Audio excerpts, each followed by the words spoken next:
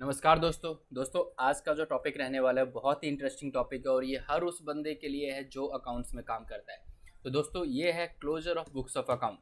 जैसे कि आप सब जानते हैं कि भाई फाइनेंशियल ईयर क्लोज होता है हर एक 31 मार्च को, फिर हमारी पूरी बुक्स को कंप्लीट करनी होती है। तो ऐसा नहीं है कि 31 मार्च को ये सब कुछ खत्म हो जाता है। हमारे इंडिया में हम लोग इतने तेज़ी से और इतने फास्ट तरीके से काम करते हैं कि हमें 30 सितंबर तक का टाइम दिया जाता है। मैं कंपनीज की बात कर रहा हूँ कि 30 सितंबर तक जो अभी मार्च बीत गया है ना, मतलब ये कि अगर मैं बात करूँ 31 मार्च 2022, ठीक है ना, इसके लिए आपको कितना टाइम दिया जाएगा? 30 सितंबर 2022। तो आई थिंक 6 महीने मिल गए। बोलते हैं कि भैया इन 6 महीनों में जो आपने 1 अप्रैल 2021 से लेके 31 मार्च 2022 में जो चीज़ें रह गई हैं वो कंप्लीट कर लो। तो अब ये जो कंप्लीट करना, जो चीज़ें छूट गई हैं उनको कंप्लीट करना है या फिर करेक्शन करना है, कुछ गलत तो नहीं हो गया है ना, कुछ चीज़ें अमेंडमेंट है, अगर गलत है तो उसको कैसे सही करें, कुछ चीज़ें सही करने के प्रोसेस में कुछ रिकन्सिलेशन आ जाती है, वो सब करना, ये सब काम जो हमें करना है 30 सितंबर से पहले पहले चीज़ें निपटा लेनी है। तो उसी प्रोसेस को क्या बोलते हैं? उसी प्रोसेस को बोलते हैं closure of books of accounts. अब देखो क्या है, जितने भी अकाउंट्स में या अकाउंट्स डिपार्टमेंट में जितने भी लोग काम करते हैं वो कोई ना कोई किसी न किसी चीज़ पे या किसी न किसी डिपार्टमेंट के काम करते हैं। मान लेते हैं कोई एआर में काम कर रहा है, अकाउंट्स रिसीवेबल देख रहा है जी, डेटर्स को देखता है। कोई एपी में काम कर रहा है, वो वेंडर्स को देखता है अकाउंट्स पेबल में, या फिर बैंक के लोन्स हो गए, ठीक है ना। कोई टैक्स का काम देखता है तो जी वो जीएसटी देख रहा है, वो टीडीएस देख रहा है। इस तरीके से सब अलग अलग अपना अपना काम देखते हैं। लेकिन ईयर एंड पे क्या होता है, एआर वाले की जिम्मेदारी ये होती है कि भैया तुम डेटर्स के सारे रिकनसाइल कर लो।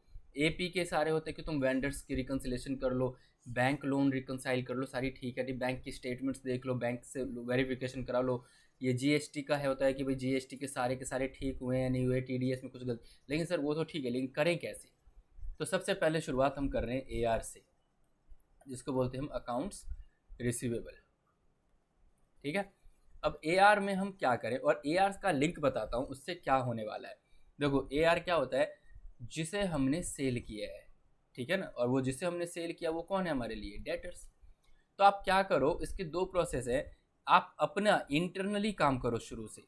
इंटरनली क्या करो कि भैया ये चेक करो कि मेरे कितने सेल रिकॉर्ड हुए हैं मेरे बुक्स में, ओके, बुक्स ऑफ अकाउंट में, और कितने मेरे GSTR1 में अपडेट हुआ है।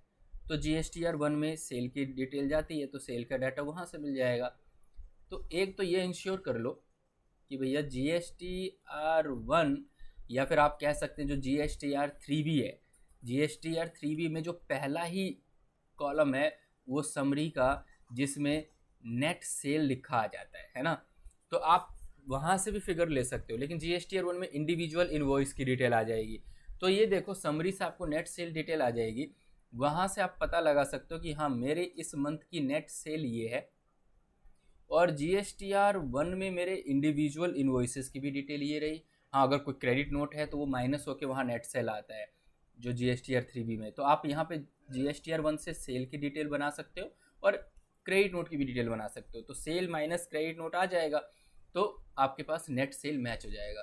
तो ये GSTR1 और 3B की बात हो गई। अब इसी को आप अपने बुक्स ऑफ अकाउंट से मैच कर लो कि मेरे बुक्स ऑफ अकाउंट में एक पर्टिकुलर मंथ, मान लेते हैं कि अप्रैल 2021 से काम शुरू किया, तो मेरे बुक्स ऑफ अकाउंट में अप्रैल 2021 में जितने सेल मेरे बुक हुए उतने ही क्या GSTR1 में सारे के सारे कंसिडर हो गए? क्या GSTR1 में जो क्रेडिट नोट है क्या वो सारे क्रेडिट नोट मेरे बुक्स ऑफ अकाउंट में भी कंसिडर हो गए? ठीक है जी, अगर ये सब हो गया है तो मैच है ये तो सारी चीज़ें। और इसी प्रोसेस को क्या बोलते हैं? रिकन्सिलेशन। और इसी का नाम हो जाएगा रिकन्सिलेशन ऑफ सेल्स, ठीक है ना। अब रिकन्सिलेशन किस किस में? Between GST portal and books of accounts, ठीक है। तो ये आपने एक, लेकिन अभी देखो मैं बताता हूँ, ये तो आपने ये इंश्योर कर लिया कि मेरा जीएसटी पोर्टल और वर्सेज बुक्स, मेरे बुक्स में ये सारी चीज़ें हैं, और कोई डिफरेंस है तो डिफरेंस का आ जाएगा पार्ट, उसको करेक्ट कैसे करेंगे वो भी बता देंगे। लेकिन यहाँ पे जो डिफरेंस जो निकलेगा वो आपके रिकन्सिलेशन का पार्ट हो जाएगा, रिकन्सिलेशन रिपोर्ट का। एक एक मंथ करते चले जाओ, अप्रैल से शुरू हो जाओ, अप्रैल 2021, फिर मई, जून। लेकिन सर ऐसा भी तो हो सकता है कि मेरे वो बुक्स में भी नहीं है और वो मेरे GSTR 1 में भी नहीं है। बट ऐसा कब होगा सर? ऐसा तब होगा, कब पता चलेगा, सॉरी, ऐसा पता कब चलेगा कि कुछ ऐसी चीज़ें हैं जो मेरे बुक्स में भी रह गई और GSTR 1 में भी रह गई। तो ये आपको पता चलेगा जब आपके जितने भी डेटर्स हैं उन डेटर्स का रिकन्सिलेशन तैयार करोगे। इसका मतलब क्या कि सर जो सेल रिकन्सिलेशन है वो डेटर रिकन्सिलेशन से लिंक है, बिल्कुल लिंक है। कि भाई आप बेच किसको रहे हो? डेटर्स को ही तो बेच रहे हो यार, जिसको आप सामान दे रहे हो, सर्विस दे रहे हो, वो आपके डेटर्स हैं। तो अब ये सर कैसे पता चल जाएगा कि ये चीज़ें हैं जो सेल में नहीं आ रही है या जीएसटी में भी नहीं है? देखो जब आप डेटर रिकन्सिलेशन करोगे तो एक बार को इस पे भी दो पार्ट है। अब डेटर्स रिकन्सिलेशन का भी अगर हम काम करें तो डेटर्स रिकन्सिलेशन में पहला है देखो इंटरनल और दूसरा है एक्सटर्नल। अब ये क्या है सर? देखो इंटरनल में क्या है, आप अपनी खुद से ही एक सेल रजिस्टर तैयार कर लो कि मेरे ये सीरीज़ की सेल शुरू हुई है 1 अप्रैल 2021 से, ठीक है। और इस सीरीज़ से देख लो कि भैया मेरे सही डेटर्स में चले गए हैं क्या, कोई ऐसा तो नहीं है जो सीरीज़ मिस है, जो मेरे डेटर्स में जिसकी एंट्री नहीं हुई है, जिसका सेल ही बुक नहीं हुआ। अगर वो वहाँ बुक नहीं हुआ होगा तो रिटर्न में भी नहीं गई होगी, तो वहाँ से एक आइडिया लग जाएगा। लेकिन ये तो आपका ही रिकॉर्ड हुआ, हो सकता है ऐसा कि आपने उसमें भी कोई गलती कर दी हो। तो इसलिए हम क्या करेंगे, एक्सटर्नल, कि उस डेटर से हम उसका अकाउंट स्टेटमेंट मांग सकते हैं। अगर वो देता है तो, अगर नहीं भी देता है तो हम इसको करेक्ट करेंगे, उससे हम अकाउंट स्टेटमेंट मांग लेंगे और बोलेंगे कि यार एक बार अपना अकाउंट स्टेटमेंट दे दो, ताकि हम अपने इंटरनली सारी चीज़ें देख सकते हैं कि यार हाँ जितने इन्वॉइसेस मैंने इसके लेजर में बुक किए हैं सेल के, उतने ही तो उन्होंने भी लिए हुए हैं, ठीक है। जिन क्रेडिट नोट को मैंने कंसिडर किया उतना ही वो डेबिट नोट उसने भी कंसिडर किया है। लेकिन सर अगर वो स्टेटमेंट नहीं देता है तो देखो क्या करेंगे हम। आपने मान लो अपने हिसाब से सारे सेल्स चढ़ा दिए, डेटर्स की बात कर रहा हूँ मैं, डेटर्स अकाउंट में, और उसने जो पैसा दिया है वो तो आपके बैंक में आ रहा है। तो आप ये इंश्योर कर लो कि उस कस्टमर से जो भी पैसा आया वो आपने सही अकाउंट में रिकॉर्ड कर दिया हो। तो ये मेरे इन्वॉइसेज हैं, ये मेरे अकाउंट्स में इसके क्रेडिट चढ़ा देंगे, और फिर जो बैलेंस बच जाएगा वो आपका क्या हो जाएगा, आउटस्टैंडिंग अमाउंट की। भैया इतना तो मेरे से लेना है, मतलब इतना तो मुझे लेना है अपने डेटर से, और उस डेटर को बोल दो भैया तुमसे ना मुझे ये इन्वॉइसेस के पैसे लेने हैं। अब वो बोलेगा बंदा कि नहीं यार तुम तो गलत बोल रहे हो, मैंने तो इसका पैसा तुम्हें दे दिया है, या फिर ये इन्वॉइस तो मेरा है ही नहीं। तो ऐसे करके भी हम कुछ ना कुछ उससे डिटेल निकलवा लेंगे और अपनी चीज़ें बना सकते हैं। तो पहला टास्क क्या हुआ? पहला टास्क हुआ आप अपने सेल्स लेजर को कंपेयर करोगे जीएसटी पोर्टल से, ओके जी। और यहाँ पे जो डिफरेंस आएगा वो एक रिकन्सिलेशन बन जाएगा। ये रिकन्सिलेशन में वो डिफरेंस आप नोट डाउन कर लोगे। इस रिकन्सिलेशन का नाम दे दोगे reconciliation of sales between books of account and GST portal. Okay, ये तो सब अपना ही अपना है। ओके जी। नाउ सेकंड चीज़, आप शुरू करोगे डेटर्स रिकन्सिलेशन पे। ये डेटर्स रिकन्सिलेशन में आप इंश्योर कर लो कि सारे के सारे जो आपके सेल मास्टर है वो अपडेट हो गया हो। Serially number export register, sorry export बोल रहा हूँ, सीरियली नंबर आपका सेल जो मास्टर है आपने बनाया होगा कि हाँ ये सीरियल का इनवॉइस यहाँ चला गया है, इसकी एक प्रॉपर सीरीज मेंटेन करो, उसकी एक फाइल बना लो, आप एक एक सेल देख लो कि ये वाला इस डेटर्स को एंटर हो गया है। उसके बाद पेमेंट जो आपके बैंक की एंट्री से लिंक करती है उसका इंश्योर कर लो कि वो सारे सही में आ गए, और फिर एक आउटस्टैंडिंग रिपोर्ट तैयार हो जाएगी। और फिर या तो वो कस्टमर हमें स्टेटमेंट दे दे तो बहुत अच्छी बात है, नहीं तो हम उससे आउटस्टैंडिंग शेयर करेंगे और बोलेंगे कि भैया ये है मेरा आउटस्टैंडिंग बैलेंस एज ऑन 31 मार्च 2022, तो प्लीज़ आप इसे वेरीफाई करो और इसको ओके करके दो। और यही वेरिफिकेशन और ओके जो हम उस अपने कस्टमर से लेंगे इसको बोलते हैं हम डेटर्स कंफर्मेशन।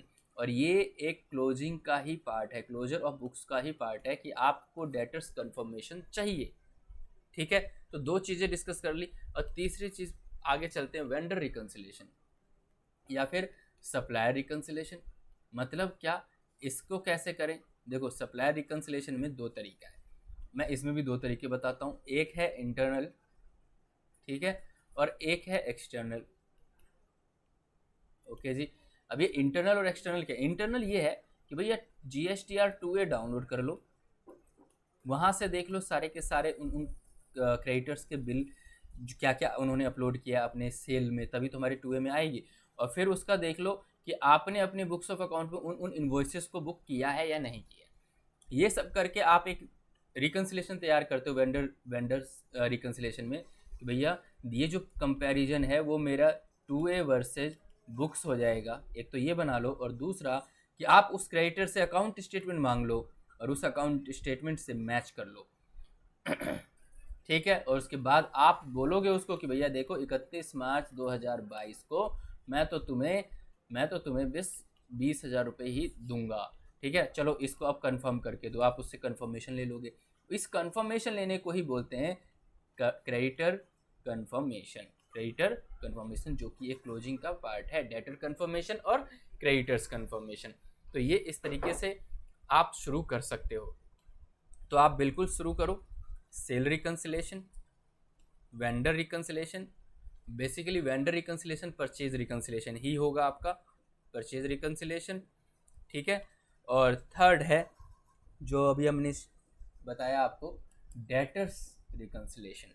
तो यहाँ से काम आप शुरू कर सकते हो। एक बार ये आप शुरू करो, उसके बाद मैं बताऊँगा कि कुछ चीज़ें हैं जो टैक्स का पार्ट है। टैक्स की रिकन्सिलेशन या टैक्स के लेजर्स को कैसे हम वेरीफाई करेंगे, क्या होगा उसमें, और कौन सा काम करना होगा। तो एक बार ये शुरू करो, फिर मेरी एक नेक्स्ट वीडियो आएगी, उसमें मैं आगे का प्रोसेस एक्सप्लेन करूँगा। तो दोस्तों, आई होप कि आपने वीडियो एंजॉय किया होगा, कुछ ना कुछ आपको समझ में आया होगा। और प्लीज़ कमेंट बॉक्स में ज़रूर बताइए कि अगर कोई क्वेरी रह जाती है या फिर अगर कुछ एडवाइस करना चाहते हैं, किसी और टॉपिक पे मैं वीडियो बनाऊँ वो बताना चाहते हैं, तो मैं ज़रूर उस वीडियो पे या उस कमेंट पे एक्शन लूँगा और कोशिश करूँगा कि मैं उस चीज़ को भी वीडियो के थ्रू या फिर कैसे भी करके मैं एक्सप्लेन करूँ। तो दोस्तों, मिलते हैं नेक्स्ट वीडियो में कुछ ऐसे इंटरेस्टिंग टॉपिक के साथ। तब तक के लिए गुड बाय, टेक केयर, अच्छे से काम कीजिए और बहुत ही जल्दी ग्रोथ लीजिए। Thank you.